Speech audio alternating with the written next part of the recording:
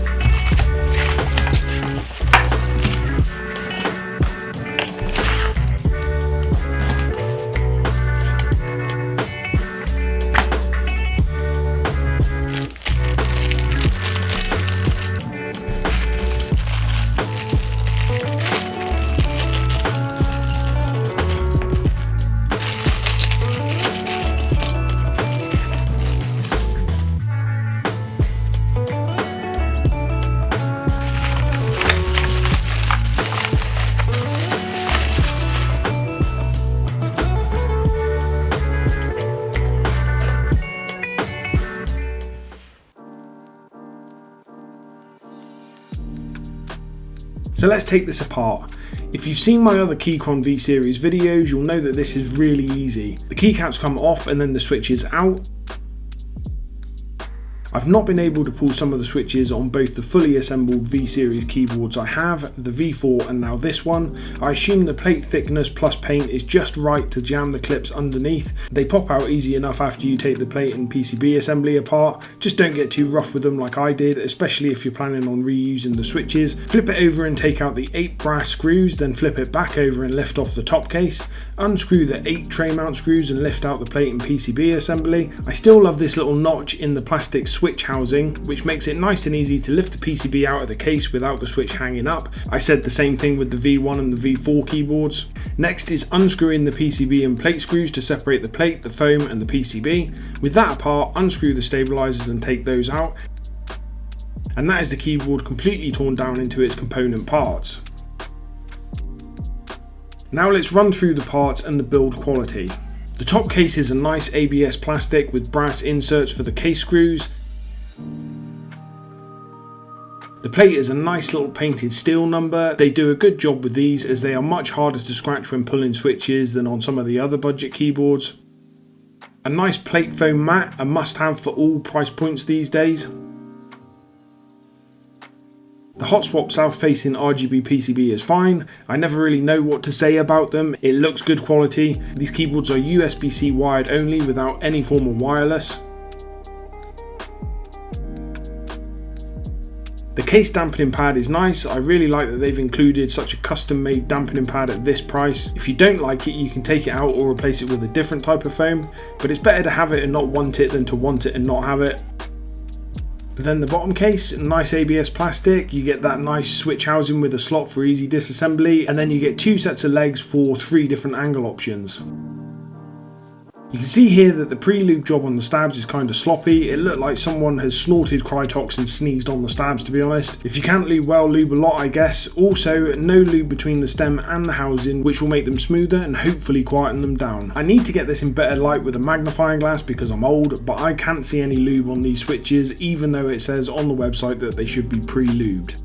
I've said it before and I'll say it again, these keycaps are nice considering they run you around $10 when you buy a pre-assembled Keychron keyboard.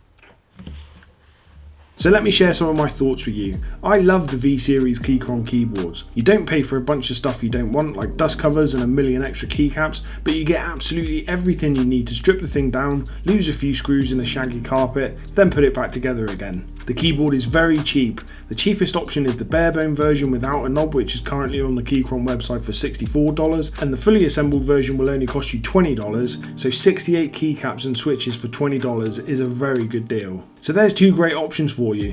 Get the barebone version you want for $64 or $74 and build it out to your own budget and your own taste, or get the fully assembled version you want for $84 or $94 and get modding. The keyboard is definitely made to hit both entry mechanical keyboard markets. Those looking for a great stock mechanical keyboard, perhaps just looking to dip their toes with switch and stab mods, and then there's the beginner modders out there, or all modders to be fair.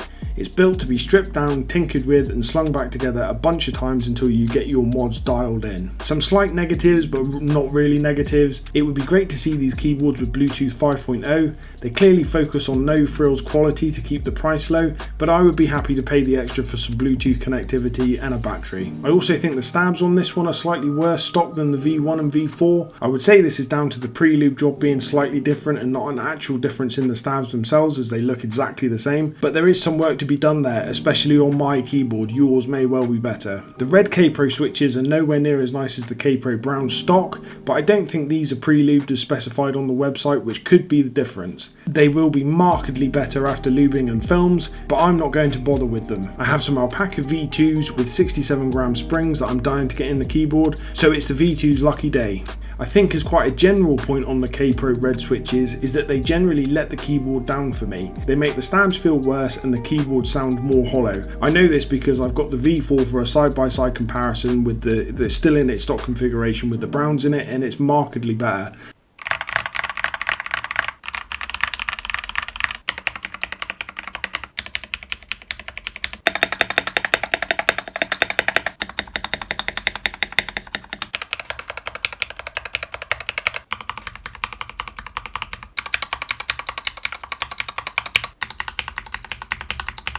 So I wouldn't bother with these red switches. The mods I will do, which will be in another video, will include the PE foam mod, stabilizer mods, and those new alpaca switches. To summarise, the Keychron V2 is an awesome keyboard just like the rest of the V-Series keyboards, and they're up to 4 layouts and counting now. I can't recommend these things highly enough, just don't go for the K-Pro Reds and you'll absolutely love it.